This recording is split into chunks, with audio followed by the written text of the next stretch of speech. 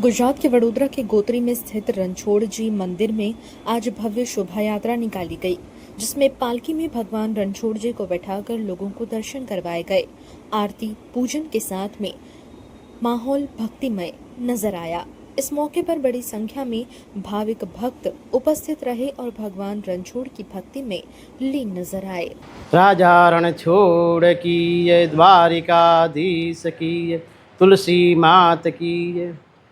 कार्तिक शुक्ल 11 આજ રોજ શ્રી રણછોડરાયજી પરિવાર ટ્રસ્ટ સંચાલિત રણછોડરાય મંદિર ગોત્રી ગામ તરફથી તુલસી વિવાહનું આયોજન કરેલ છે।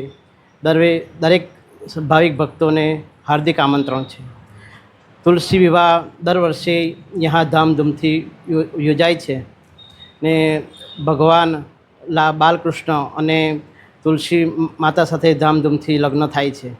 અત્યારે ભગવાનનો વરઘોડો ગોત્રી ગામમાં ફરી રહ્યો છે ને ભગવાન બાલકૃષ્ણ અને તુલસી માતાના સરસ ધામધૂમથી લગ્ન થાય છે।